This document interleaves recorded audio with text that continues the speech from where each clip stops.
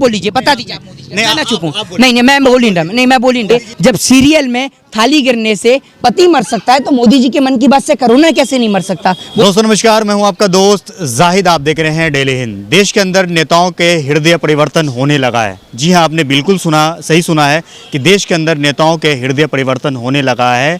विकास के लिए नहीं हुआ है। आपको बता दें कि पश्चिम बंगाल के अंदर जब चुनाव चल रहा था उस वक्त जो टीएमसी के लीडर थे वो बीजेपी के अंदर शामिल हो गए, लेकिन ताबड़तोड़ जीत होने के बाद जो टीएमसी के नेता बीजेपी में शामिल हुए वो अब जो है टीएमसी में आने की इच्छा जता रहे हैं। इस मुद्दे पर बातचीत करने के लिए मेरे साथ मोहित शर्मा जुड़े हैं। मोहित शर्मा से हम बात करने की कोशिश करेंगे कि क्या वजह है कि जिस वक्त यहाँ पे चुनाव चल रहा था तो लोग टीएमसी छोड़ के बीजेपी में शामिल हो गए थे, लेकिन अब जो है बीजेपी से टीएमसी में आ रहे हैं।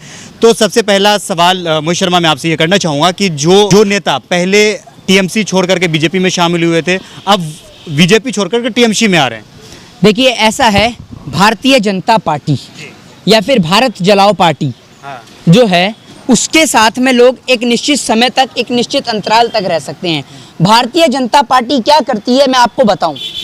इनकी क्रोनोलॉजी क्या है? इनकी क्रोनोलॉजी ये है कि विपक्ष के जितने भी नेता हैं उनको सीबीआई, ईडी, रॉ के जरिए पहले उनको परेशानी में डालती है, फिर उसी परेशानी का समाधान खुद निकाल कर देती है। ये भारतीय जनता पार्टी की पुरानी आदत है कि या तो आप भारतीय जनता पार्टी को ज्वाइन करो वरना आपके ऊपर सीबीआई के जरिए, ईडी के जरिए, रॉ के जरिए कार्रवाई करवा देते हैं। मुकुल रॉय आज बीजेपी के अंदर है तो वो बिल्कुल दूध का धुला है, राजा हरिश्चंद्र की छठी औलाद है, कोई उसके ऊपर आरोप नहीं है, ठीक है। लेकिन अगर यही मुकुल रॉय टीएमसी में होता है तो वो गद्दार होता है, देशद्रोही होता है, देश का गद्दार होता है, आतंकवादी होता है। लेकिन आज बीजेपी में तो सत्यवादी हरिश्चंद्र है वो।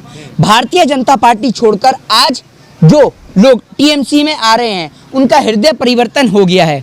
वो जानते हैं कि भारत जलाओ पार्टी देशद्रोही पार्टी जो है, बीजेपी एक तरीके से देश को जलाने का ही काम करती है, देश को हर जगह जलाने का, हर जगह राजनीति हिंदू और मुस्लिम की। आपने पूरे बंगाल में देखा तो पूरे बंगाल में बता रहे थे कि बंगाल में हिंदू खतरे में, हिंदू खतरे में।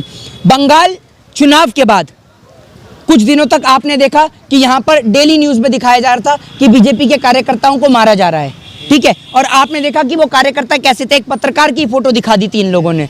बीजेपी के कार्यकर्ताओं को मारा जा रहा है और बंगाल इलेक्शन से पहले रोज हिंसा हो रही थी। लेकिन बंगाल में तृणमूल कांग्रेस की सरकार बनने के बाद, टीएमसी की सरकार बनने के बाद आपने अब तक कोई हिंसा की खबर सुनी है? अब क्यों ऐसा होता है कि इलेक्शन के टाइम पर ही ये लोग अपनी पार्टी के कार्यकर्ताओं को भी पिटवा देते हैं, सिर्फ वोट के खातिर। वोट के खातिर अपने पार्टी के कार्यकर्ताओं को भी पिटवा देते हैं, इनकी पुरानी आदत है। आपको क्या लगता है बीजेपी अपने लोगों पर खुद हमला करवाती है? हाँ बिल्कुल करवा सकती है, कोई ज्यादा बड़ी बात नहीं है, बिल्कुल करा सकती है। डेफिनेटली श्योरिटी के साथ 101% करा सकती है। इनके लिए कुर्सी अहमियत रखती है, ना इनके लिए देश अहमियत रखता है और ना देश के लोग अहमियत रखते हैं। अहमियत रखती है तो कुर्सी अहमियत रखती है, बस।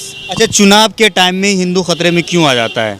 जब चुनाव का टाइम होता है तो जो कश्मीर के पंडित है उसकी बात की जाती है, जो पाकिस्तान में हिंदू है उसकी बात की जाती है, चुनाव के वक्त सब भूल जाते। क्यों? कश्मीरी पंडितों की अगर आपने बात करी है तो लोगों ने अगर सत्ता से एक पार्टी को हटाकर दूसरी पार्टी को जगह दी थी तो यही कश्मीरी पंडितों के नाम पर दी थी। आज भारतीय जनता पार्टी की सरकार 7 साल से ज़्यादा हो चुके हैं, ठीक है। भारतीय जनता पार्टी ने आज तक कश्मीरी पंडितों को वापस कश्मीर में बसाया? जो लोग कश्मीर में प्लॉट दिलाने की बात करते थे उनकी औकात अस्पताल में बेड दिलाने की नहीं रही।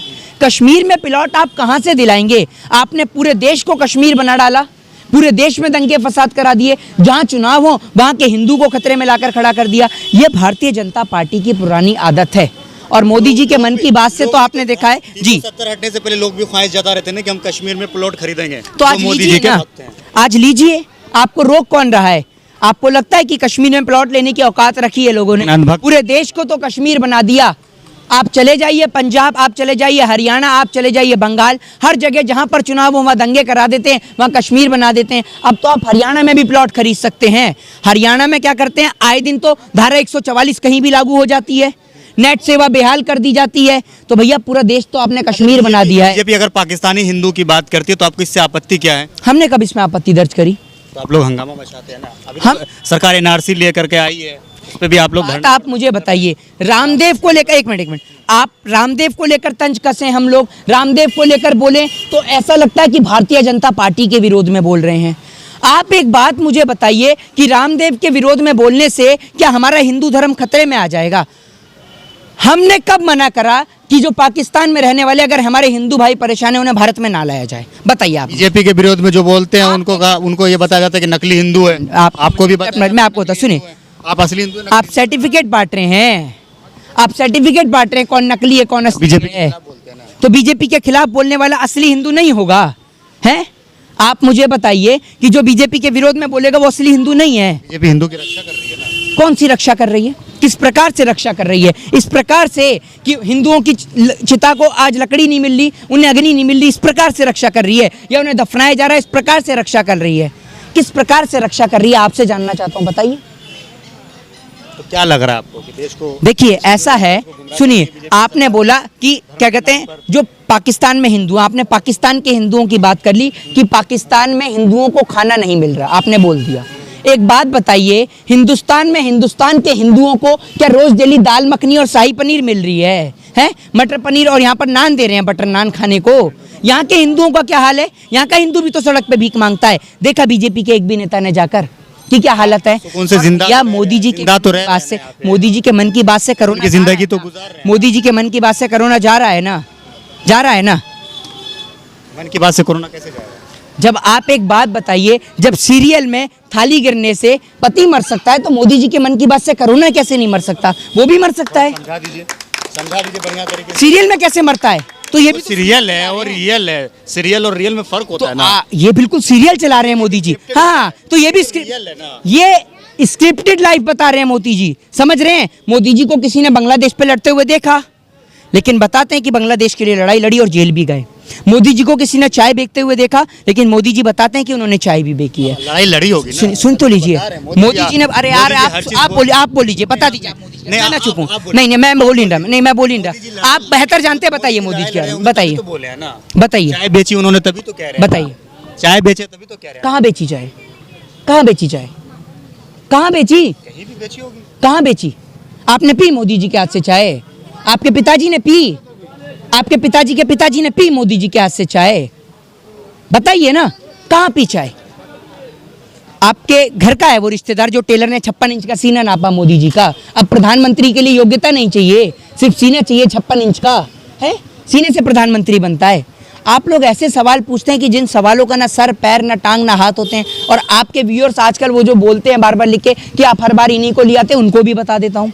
भाई आप बंगाल में हैं, मैं भी बंगाल में हूँ, आप आते हैं तो मैं सवाल का जवाब देता हूँ, उससे आपत्ति क्या है? जरा ये बताइए। और आपके कुछ लोग, जैसे कि मैं आपका इंटरव्यू लेता हूं तो कई बार मैं फेसबुक पे देखा हो कि ये चीज़ ट्रेंड कर रहा था कि यही दोनों इंटरव्यू एक दूसरे का क्यों लेते हैं, तो इस चीज़ पे आपको क्या लगता है कि लोग ऐसा क्यों लिख रहे हैं? उनको बता दूं, उन तमाम लोगों को बता दूं कि मेरे भाई मैं बंगाल में हूं और ये भी बंगाल में है, ठीक है? तो इसीलिए ये मेरा यहाँ पर इंटरव्यू लेते हैं। और बात रही और लोगों की, तो भारतीय जनता पार्टी, और आप सभी लोग जानते हैं कि इतना दबाव उत्पन्न करती है कि इस देश के अंदर पॉलिटिकल लीडर्स की बोलने की हिम्मत होती ही नहीं है। तो देश की आम जनता, क्योंकि हम लोग डरने वाले लोगों में से नहीं है, हम लोग इस देश के अंदर फॉलो करते हैं आइडियोलॉजी वीर सावरकर की नहीं, शहीद भगत सिंह, राजगुरु सुखदेव, अशफाकुल्ला खां की करते हैं, समझ रहे हैं? हम सावरकर की नहीं करते। हम माफ़ी मांगने वाले लोग नहीं हैं।